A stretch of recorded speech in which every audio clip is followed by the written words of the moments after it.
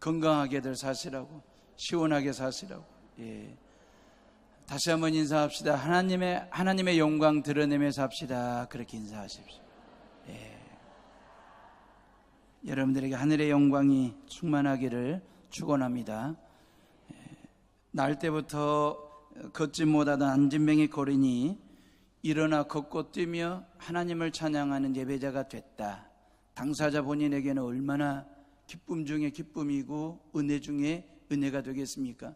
또한 예루살렘 시민들에게는 참 받아들이기 어려운 사실이니까, 그럼에도 불구하고 그들은 신비로운 일들을 현장에서 직접 보았지 않습니까? 또한 1세기 처음 교회 교인들에게는 예수 이름으로 산다는 게, 예수 이름을 선포한다는 게 이런 능력, 이런 기적도 일어날 수 있는 너무 귀한 능력 있는 이름이구나 라고 하는 것을 알아가는 그런 계기가 되었을 거라고 봅니다. 솔로몬 행각에서 사도 베드로가 설교할 때에 예수님을 십자가에 죽인 유대인들에게 회개하고 주님께 다시 돌이키면, 돌아오면 죄사함을 받고 그리고 새로운 날이, 그랬잖아요. 그 새로운 날은 유쾌하고 상쾌하고 명쾌한 날이 너희들에게 주어질 것이다. 그게 뭐냐면 모든 죄로부터 사함받고 하나님의 자녀가 되고 구원받는 구원의 날이 임하게 될 것이다. 요 설교를 사도 베드로가 솔로몬 행각에서 했을 때에 수많은 사람들이 어찌할꼬 그러면서 회개하고 예수님 믿겠다라고 결단하고 결심한 수가 남자 장정만 5천이나 되었더라. 그리 되어 있거든요. 남자 장정만 5천이니까 딸린 식구들까지 포함하면 얼마나 많은 사람들이 그날 그 솔로몬 행각에서 사도 베드로의 설교를 듣고 회개하고 하나님의 자녀가 됐는지 알만한. 그러니까 안진뱅이 거린 한 사람이 구걸 인생에서 구원 인생으로, 땅바닥 인생에서 하늘 인생으로, 절망 인생에서 희망 인생으로 바뀌는 것을 직접 보았던 예루살렘 시민들이 예수 영접하고, 그래서 유대교에서 기독교로 개종한 사람들, 그런 사람들이 남자 장정만 5천. 교회는 기하급수적으로 부흥하고 성장하는 거잖아요. 그러니 1세기 처음 교회 매주 예배는 축제 같은 예배였을 것 같아요. 왜? 믿겠다라고, 예수 믿겠다라고 교회로 복음으로 몰려드는 사람들의 수가 헤아릴 수 없는 그 많은 수가 말입니다. 그 교인들도 덩달아 신바람이 났을 거예요. 교회는 부흥하니까. 근데 이 일 이후로 교회에 찾아온 게 뭐냐면 핍박이 찾아왔습니다. 교회를 향한, 복음을 향한 본격적인 박해, 핍박이 시작되는 시점이 이 안진뱅이 거린이를 일으켜 세운 기적 이후의 사건이 되는 거거든요. 다시 말하면 교회 부흥을 주저앉히려고 하는 세력이 등장했습니다. 성도들의 신앙을 안진뱅이처럼 주저앉히려고 꿀려 놓으려고 하는 세력이 등장했습니다. 사도들의 복음에 대한 열정과 목회 열정을 꺾으려고 하는 그런 세력이 등장했는데 1절 말씀해 보니까 사도들이 백성에게 말할 때에 제사장들과 성전 맡은 자와 사두개인들이 이르되 그랬어요. 사두개인들이 최초의 복음의 핍박자 박해자로 등장을 하게 되는데, 제사장들과 성전 맡은 자들과 사두개인 그랬거든요. 사두개인들이 어떤 사람들이냐면 예수님 당시에 말입니다, 로마 권력과 그리고 유대 권력을 동시에 쥐고 줄타기 하듯이 말입니다, 눈치껏 재량껏 말입니다. 그러면서 유대인으로서 유대 권력을 손에 쥐고 있는 사람들, 그리고 헤롯 왕가를 통해서 말입니다, 그리고 로마에 적당히 이렇게 협상하고 합의하면서 로마 권력을 양손에 쥐고 있는, 그러다 보니까 성전 지배권을 가지고 있었고 정치 권력을 쥐고 있는 기득권 중에 기득권층이 바로 사두개인들이었거든요.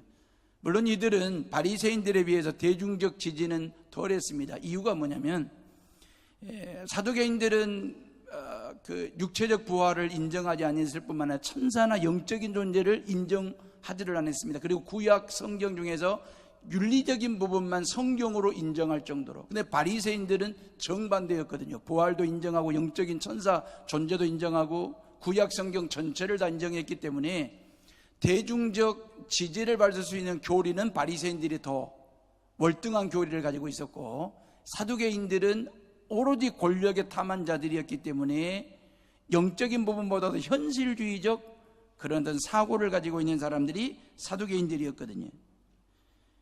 그래서 2절 말씀이 이래 되어 있잖아요. 2절에 예수 안에 죽은 자의 부활이 있다고 백성을 가르치고 전함을 싫어하며 그랬어요. 예수님의 십자가 죽음과 부활을 증거하는 사도들이 싫었다 그 말이에요. 그래서 3절 말씀이 뭐라고 되어 있습니까? 그들을 잡으며 날이 이미 저물었으므로 이튿날까지 감옥 안에 가두었더니 그랬어요. 이게 사두개인들입니다. 그 다음에 제사장들과 성전 맡은 자들 그랬잖아요. 성전 맡은 자들은 누구냐면 대제사장 밑에는 실질적인 2인자 실세들입니다. 대제사장을 보좌하고 성전을 관리하고 성전을 경비하는 모든 실권을 쥐고 있는 사람들이 누구냐면 성전 맡은 자들, 제사장들이었습니다. 그 제사장들의 정점에는 누가 있었냐면 대제사장이 있었습니다. 그 대제사장이 누구냐면 안나스와 가야바라고 오늘 말씀에 6절에 그렇게 나와 있잖아요. 안나스는 전직 대제사장이고 가야바는 지금 현직 대제사장입니다. 안나스와 가야바는 장인이고 사위관계입니다. 그러니 이 안나스와 가야바가 성전 지배권과 종교 권력을 가지고 있는 그 시점이 바로 예수님이 사역하던 시점이었거든요. 이 두 사람이 주동이 되어가지고 예수님을 십자가 처형시키는 일에 주도적인 역할을 하잖아요. 그리고 사도들과 교회를 핍박하는 일에 주동적인 역할을 했던 사람이 안나스와 가야바라고 하는 장인과 사위간의 이 대제사장들이 그 일을 하게 되었다라고 하는 이야기거든요. 이 사두개인들이 아마 지옥에 가면 지옥 1번지에 사두개인들 이 가문이 있을는지도 몰라요. 문중이 말입니다. 이들은 종교 지도자들이라기보다는 종교 권력자라고 하는 게 훨씬 더 맞습니다. 자, 이런 사람들을 중심으로 해서 산헤드린 공회가 만들어진 거예요. 우리로 말하면 국회 말입니다. 의장은 대제사장이 합니다. 그리고 12개 지파 중에서 2명씩 추천을 받아가지고 72명이 이스라엘의 정치, 경제, 종교, 윤리 모든 걸 결정하는 최고 권력기구, 사법기구가 바로 이 산헤드린 공회가 되는 거거든요. 이 산헤드린 공회 앞에 사도들을 세운 거예요. 복음 전하는 십자가 죽음과 부활을 증거하는 사도들을 세워놓고 이제 재판을 하는 거거든요. 그만큼 중요한 재판이고 어찌 보면 사두개인들에게는 심각한 재판이 되는 거죠. 그래서 7절에 뭐라고 추궁을 하냐면 7절 말씀 다 같이 읽어봅니다. 7절 시작.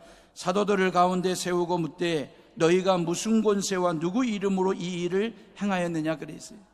이게 권세의 출처, 권세의 종류, 이걸 물어보는 거예요. 추궁하는 거예요. 도대체 너희들은 누구의 이름으로 이런 권세, 이런 기적을 행하였느냐?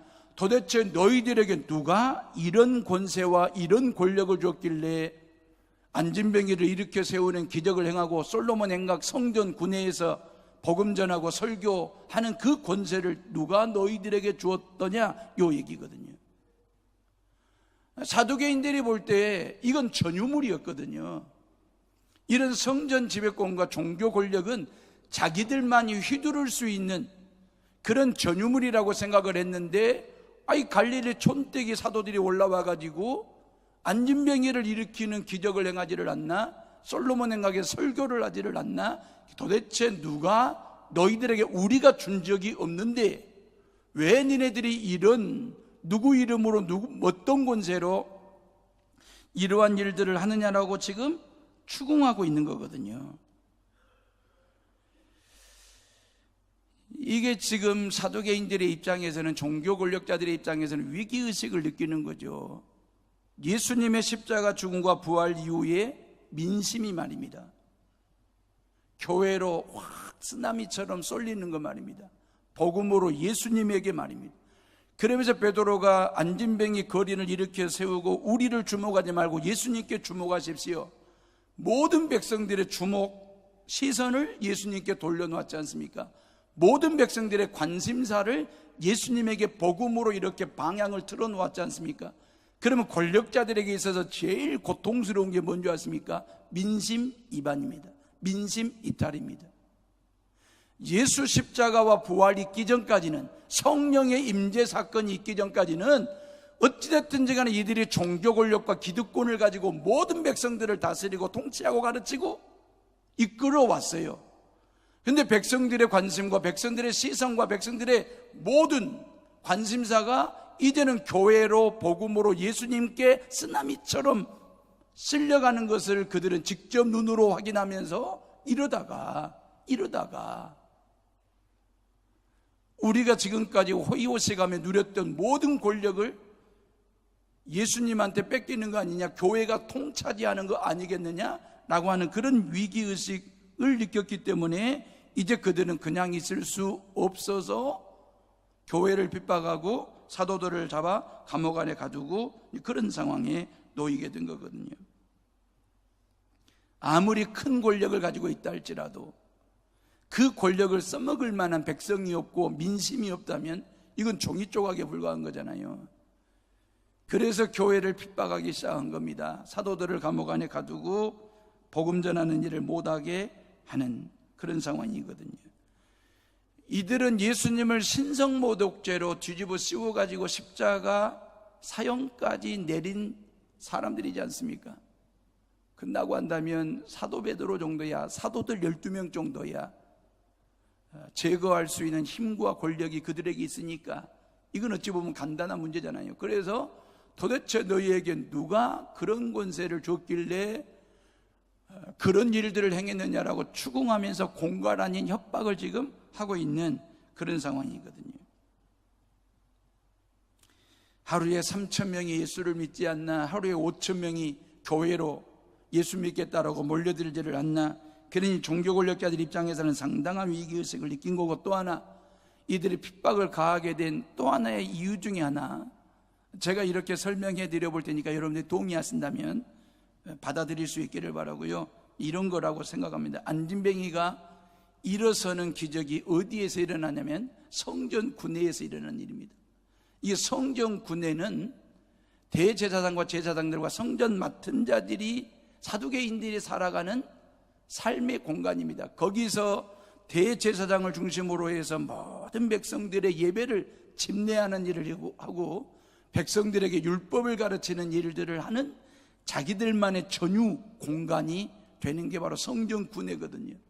근데 이 성전 구내에서 40년 동안 안진뱅이로 거린으로 구걸하는 사람의 이 문제를 대제사장이 풀어냈으면, 대제사장이 일으켜 세웠으면 문제될 게 없잖아요. 근데 대제사장은 그런 일을 못하고 오히려 갈릴리 촌뛰기로 올라온 사도 중에 베드로, 그 베드로가 40년 동안 안진뱅이 거린을 일으켜 세우는 것을 보고 대제사장도 못하는 일을 사도 베드로가 하는 것을 보면서 스타일이 구겨진 거죠. 체면이 구겨졌다라고 생각하는 거죠. 대제사장이 일으켜 세웠으면 문제 삼을 일도 없고 대제사장이 일약 스타가 되는 건데, 대제사장은 아무것도 못하고 있고 베드로가 일약 스타가 되니까 이게 시샘 아닌 시샘, 시기일조가 생기면서 그냥 둘 수 없는 존재들이 되게 된 거거든요. 그래서 비꼬는 식으로 너희가 무슨 권세와 누구 이름으로 이 일을 행하였느냐라고 하는 얘기 말입니다. 대제사장의 관심은 안진뱅이가 일어났냐 그대로 있느냐 이게 중요한 게 아니에요.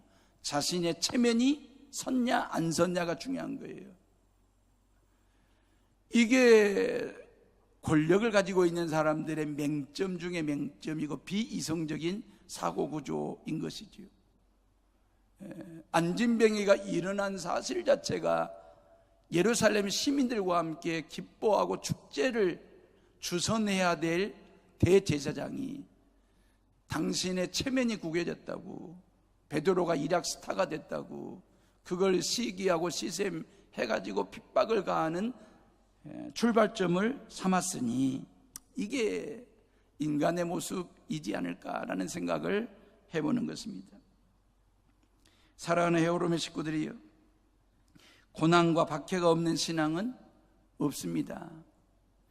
단순한 고난이 아니라 때로는 맞을 때도 있고, 때로는 감옥 안에 갇히기도 하고, 때로는 복음 전하다가 예수님 믿는 것 때문에 죽기도 하고 말입니다.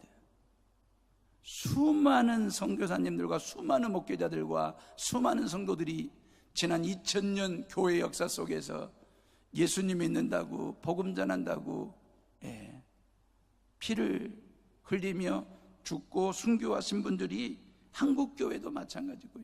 선교사님들의 순교의 피 위에 한국교회가 세워졌으니까 지금도 세계 도처에서 복음 전하시는 선교사님들이 우리가 알게 모르게 피를 흘리며 순교하시는 분들이 꽤나 있고요. 이러한 도전과 박해를 이기지 못했더라면, 그죠?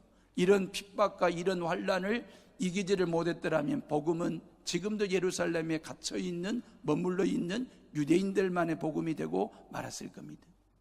근데 그런 환난이나 핍박이나 순교를 각오하고 복음을 전하고 또 전했더니 바로 우리들에게까지 복음이 전해져서 저와 여러분들이 이 시간 하나님을 예배하고 있으니 이게 하나님이 주신 귀한 은혜이고 축복인 줄로 믿으시기를 주의 이름으로 축복합니다. 잘못해서 당하는 고난이야 당연히 받아야 될 대가이고 또 값이라고 생각하지만, 착한 일을 해놓고 좋은 일을 했는데 안진병이를 일으켜 새로운 사람으로 바꾸는 이 착한 일, 좋은 일을 해놓고도 이런 고난을 당한다, 이런 핍박을 당한다라고 하는 것은 고통일 수도 있지요. 저와 여러분들이 살아가는 이 세상에는 이러한 일들이 종종 있습니다. 그래서 살아가는 것 자체가 팍팍할 때가 있고 답답할 때가 있고 힘이 들 때가 있지 않습니까? 내 깐에는 좋은 일이라고, 선한 일이라고, 착한 일이라고 했는데 그게 주변 사람들에게 시기가 되고 시샘이 돼가지고 이런저런 소리, 비난을 받을 때에 참 어렵더라, 힘들더라라고 하는 생각 말입니다. 그런 거잖아요. 교인들이 다 잘하는 것은 아니지만 잘하는 것도 있고 못하는 것도 있습니다. 못하는 것에 대해서 득달같이 달라붙어가지고 엔티크리스찬들이 말이에요, 온통 인터넷상에 교회와 목회자들과 성도들이 잘못한 점에 대해서 인터넷상에 도배를 할 정도로 말입니다. 원인 제공하는 우리들의 잘못도 있기는 하나, 세상은 그렇게 교회에 대해서, 기독교에 대해서, 목사와 성도들에 대해서 그리 호의적이지 않는 그런 분위기, 그런 반응들 말입니다. 우리들의 신앙의 용기와 당당함을 꺾으려고 하는 사탄마귀의 전략, 그 공격이 아주 집요하다 할 정도로 말입니다. 좀 더 잘해보려고 했던 일이 때에 따라 이런저런 오해를 사기도 하고 그게 고난으로 돌아오는 경우들 말입니다. 어머니를 더 잘 섬겨드린다고, 부모님을 더 잘 섬겨드린다고 나름 열심히 노력하고 땀 흘려 수고했는데 알아주는 사람 없고 인정받지 못했을 때의 공허한 말입니다. 이웃을 섬긴다고 섬겼는데 그게 오해가 돼가지고 다툼의 소지가 되었을 때 말입니다. 교회 앞에 헌신한다고 헌신했는데 오히려 욕만 먹었을 때 말입니다.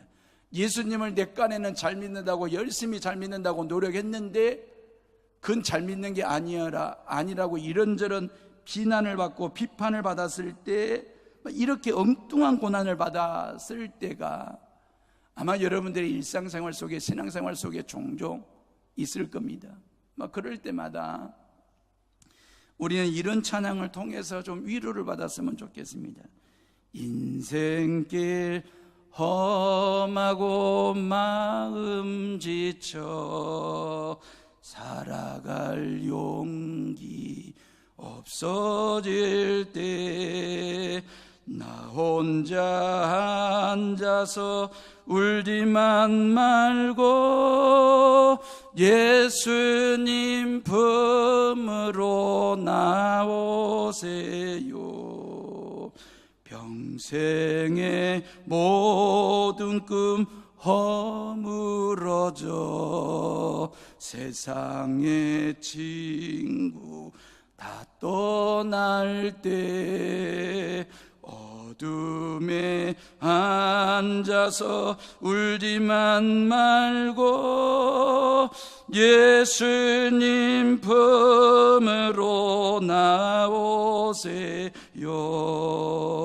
예수님은 나의 생명, 믿음, 소망, 사랑 되시니 십자가 보혈 자비의 손길로 상처 입은 너를 고치시리. 3절은 이런 희망이 있습니다. 어두운 밤 지나고 새날 오고 겨울이 가면 봄이 오듯 이 세상 슬픔이 지나고 나면 광명한 새날이 다가오네.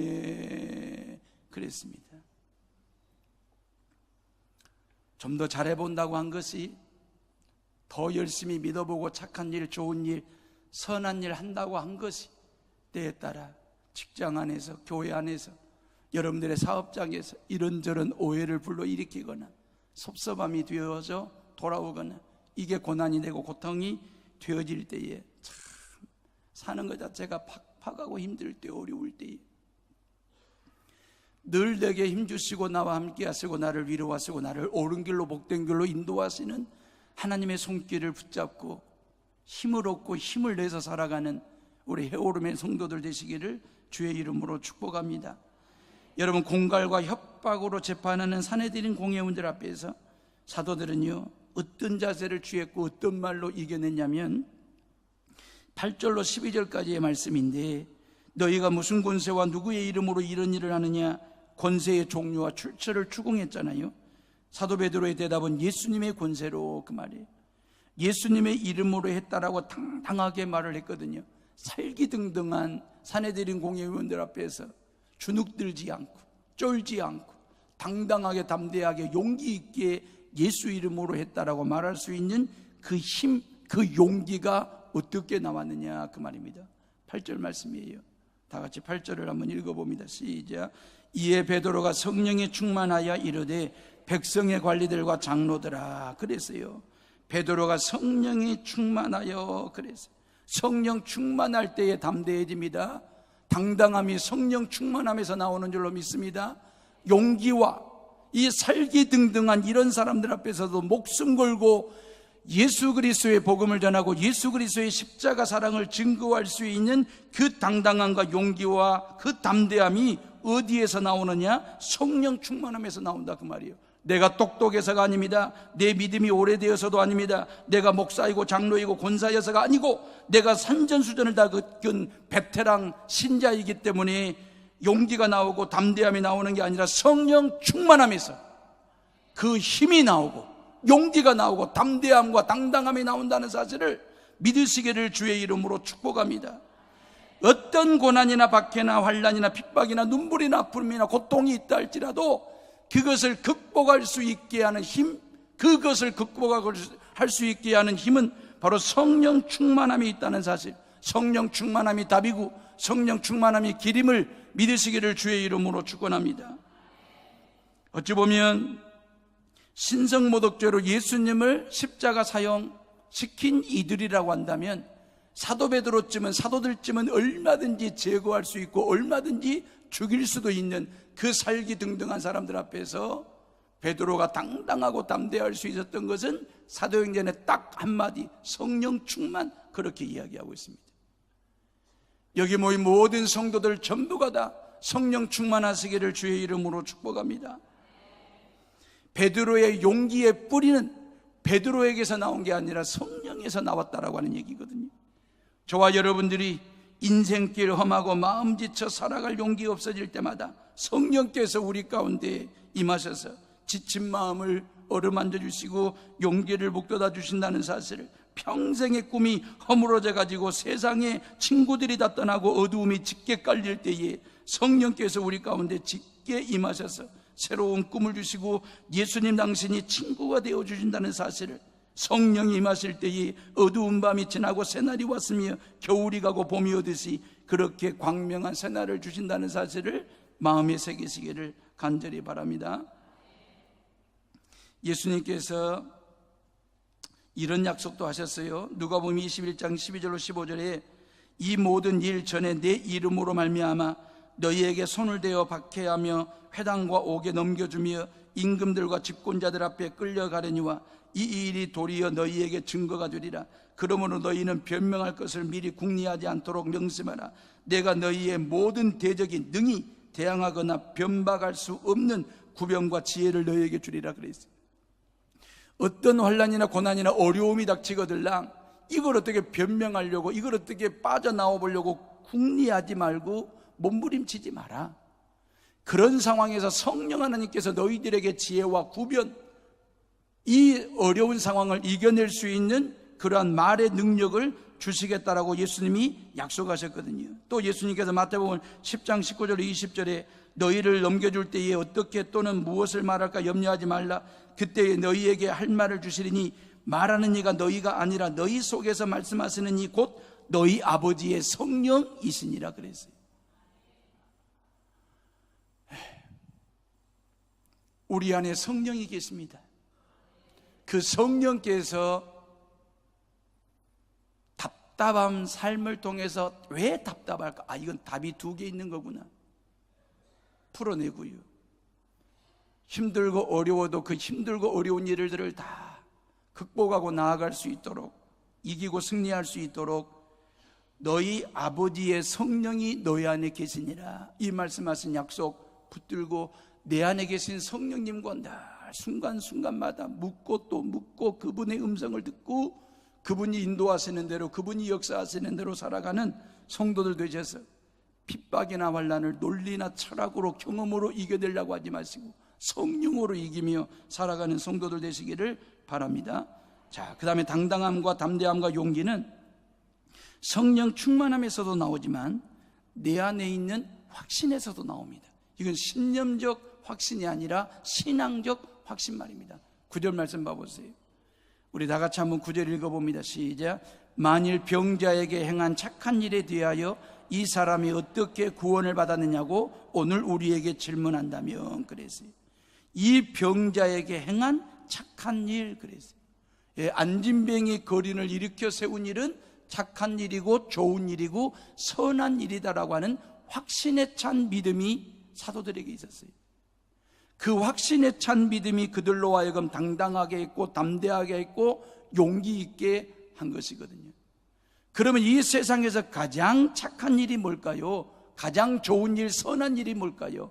그것은 나 같은 것이 예수님 믿고 구원받은 것, 내 주변 사람들이 예수님 믿고 구원받는 것처럼 착한 일이 없습니다. 좋은 일이 없습니다. 선한 일이 없습니다. 사도들에게는 이 믿음이 있었어요. 이 안진뱅이 거린이 일어나는 것보다 더 중요한 게 뭐냐면 이가 예수 그리스도를 믿고 하나님의 백성이 되어서 구원받았다는 이 착한 일, 좋은 일, 선한 일, 우리는 그 일을 했다. 그거에 대한 확신에 찬 믿음이 있었기 때문에 성령 충만함과 믿음이 곁들여졌을 때에 그들은 말입니다, 죽음을 무릅쓰고 당당하게 담대하게 용기 있게 복음 전하는 사람들이 되었으니까 말입니다.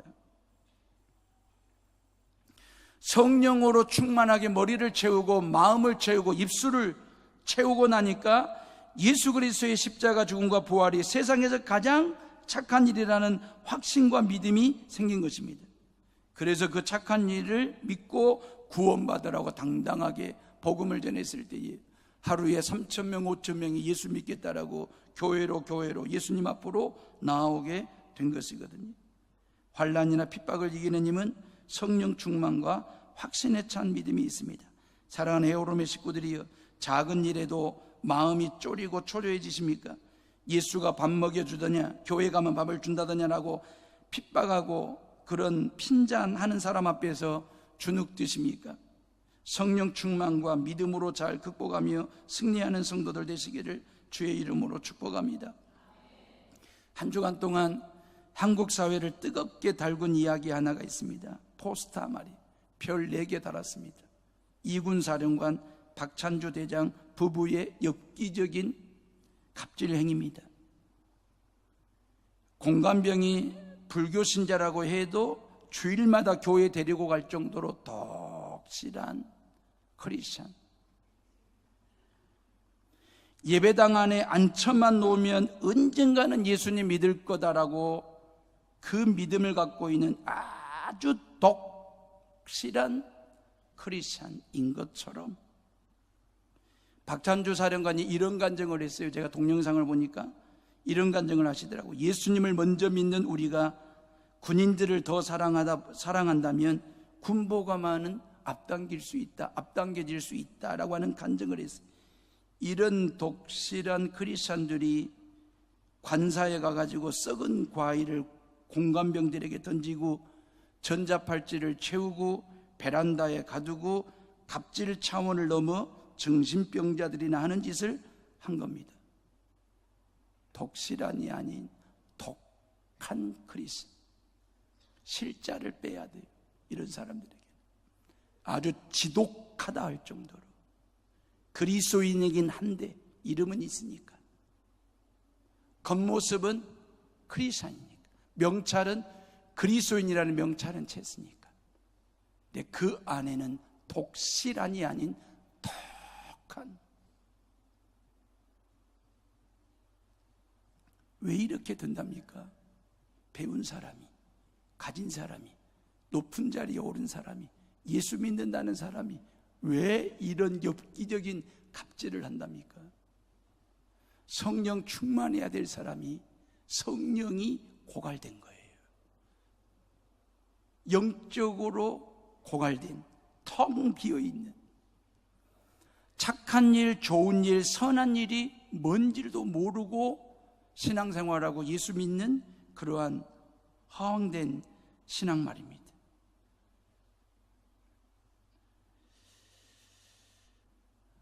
우리가 예수님을 믿어도 제대로 믿고 잘 믿는 것, 이게 얼마나 중요할까 싶어요. 성령 충만하고 착한 일, 좋은 일, 선한 일이 무엇인지 확신에 찬 믿음을 가지고 살면 갑질도 떠나가고 의를 사랑하는 사람이 될 텐데, 세상이 감당할 수 없는 선한 영향력을 끼치는 사람이 될 텐데 그리하지 못하고, 베드로는 안진뱅이 병자에게 행하는 이 일 자체가 착한 일이고 선한 일이고 주님이 원하시는 일이라고 하는 믿음을 갖고 이 일을 했습니다. 근데 트집 잡는 종교 권력자들에게 또 들에게 하나님 보시기에 너무나 착한 일이고 좋은 일이라고 확신에 찬 고백을 지금 하고 있는 거죠. 마리아가 값비싼 향유 옥합을 깨뜨려 가지고 예수님의 발에 붓습니다. 그 예수님의 발을 씻겨드립니다. 그때 가룟 유다는 낭비한다고, 허비한다고 타박을 합니다. 그때 예수님께서 뭐라고 얘기하셨냐면, 이 여인은 하나님 보시기에 좋은 일을 했다 그랬어요. 중요한 것은 하나님 보시기에, 그 말이에요. 하나님 보시기에. 하나님은 우리를 다 보고 계십니다. 하나님 보시기에 좋은 일, 선한 일, 착한 일을 하는, 그것이 곧 한 영혼을 주님 앞에 인도하는, 구원하는, 전도하는 일이라고 하는 확신에 찬 믿음을 가지고 성령 충만하게 살아가는 성도들 되시기를 주님의 이름으로 부탁을 드립니다. 결론적인 얘기인데 12절 말씀이요. 우리 다 같이 한번 12절 읽어봅니다. 시작. 다른 이로서는 구원을 받을 수 없나니 천하 사람 중에 구원을 받을 만한 다른 이름을 우리에게 주신 일이 없음이로라 하였더라 그랬어요. 구원론에서 가장 중요한 부분입니다. 예수님 외에 구원받을 길이 없다 그 말이에요. 다른 이름이 없다 그 말입니다. 오직 예수, 오직 십자가, 오직 부활, 오직 믿음으로만 구원받을 수 있다. 다른 이름이 없고 다른 길이 없고 다른 방법이 없다는 것입니다. 서울 가는 길은 많습니다.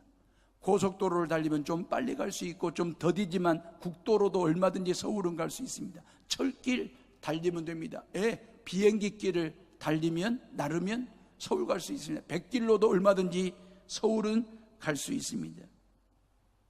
근데 구원받는 길은 오직 한 길, 예수 그리스도께서 십자가 죽음과 부활을 통해서 내놓으신 그 길 외에는 다른 길이 없습니다.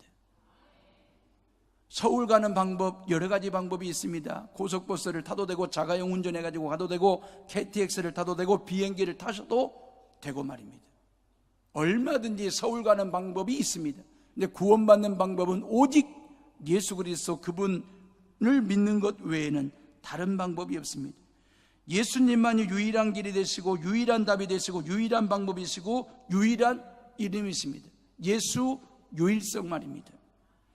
이런 예수 유일성이 어떤 사람에게는 디딤돌이 되기도 하고 어떤 사람에게는 걸림돌이 되기도 하고, 아마 여러분들 중에서도 이 오직 예수 이거에 대해서, 이 교리, 이 메시지에 대해서 혹여나 여러분들의 마음속에도 어떤 분들이 이걸 디딤돌 삼아, 그렇지, 오직 예수, 오직 십자가, 오직 부활을 통해서만이 구원받을 수 있어, 나는 그 예수님 믿어가지고 구원받았다라고 하는 오직 예수를 디딤돌 삼고 믿음 위에 든든하게 견고하게 서시는 분들도 있는가 하면, 왜 오직 예수야?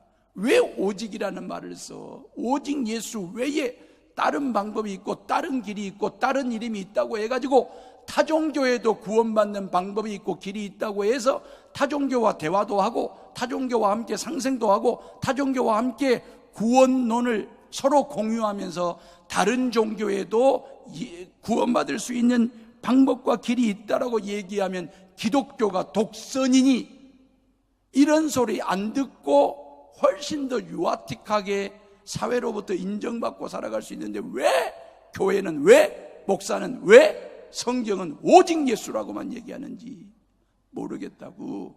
그러면 걸림돌이 되는 거죠. 구원은 오직 예수이십니다. 오늘 11절 말씀에 이르게 되어 있잖아요.